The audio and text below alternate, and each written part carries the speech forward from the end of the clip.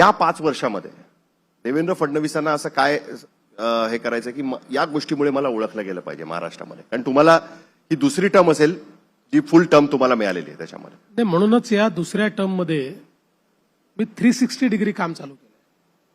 अशी कुठली एक योजना की ज्याच्यामुळे माझं मत असं आहे की मागच्या माझ्या टर्म मध्ये इन्फ्रास्ट्रक्चरमुळे, जलयुक्त शिवारमुळे मला ओळखलं गेलं. आता मला एका योजनेकरता ओळखलं जायचं नाही.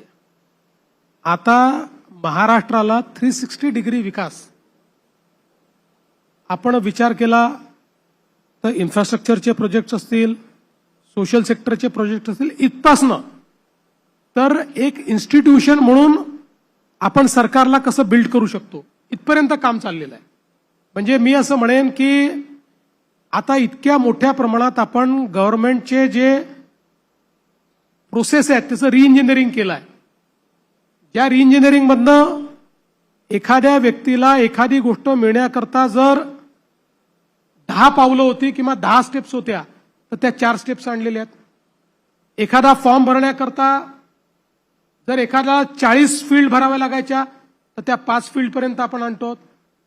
हळूहळू संपूर्ण प्रशासन आणि संपूर्ण व्यवस्था ही इन्स्टिट्यूशन म्हणून आम्ही बिल्ड करतो, जेणेकरून ट्रान्सपरन्सी आणि एफिशियन्सी ही केवळ एखादी रेजिम आहे म्हणून नाही, देवेंद्र फडणवीस असो का नसो ते चालत राहिलं पाहिजे. सिस्टीम म्हणून सिस्टीम म्हणून चाललं पाहिजे. महाराष्ट्रातले प्रोजेक्ट कॉस्ट इफेक्टिव्ह झाले पाहिजेत 100%.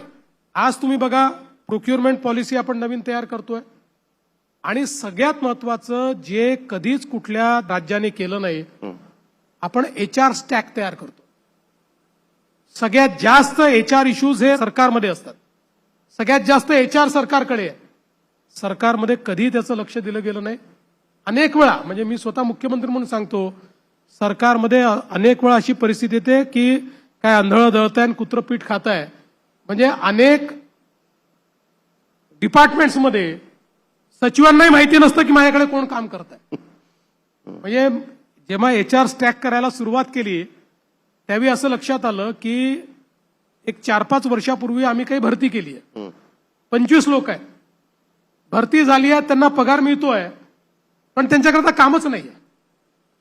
कारण काय झालं तर जे जुने प्रोफाईल्स होते त्याप्रमाणे त्यांची भरती करून टाकली.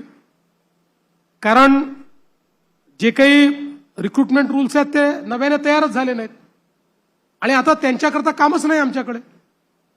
आणि म्हणून कंप्लीट HR स्टॅक तयार करतोय, नवीन रूल्स आपण तयार करतोय, नवीन प्रकारे पूर्ण एकेका विभागाचा आढावा आपण घेतो. मला महाराष्ट्र सरकारला इन्स्टिट्यूशन म्हणून बिल्ड करायचं आहे. देवेंद्र फडणवीस असो का नसो, कोणी आला तरी देखील ही इन्स्टिट्यूशन तेवढीच प्रेडिक्टेबल असली पाहिजे, ही इन्स्टिट्यूशन तेवढीच एफिशियंट असली पाहिजे आणि ही इन्स्टिट्यूशन तेवढीच ट्रान्सपरंट असली पाहिजे.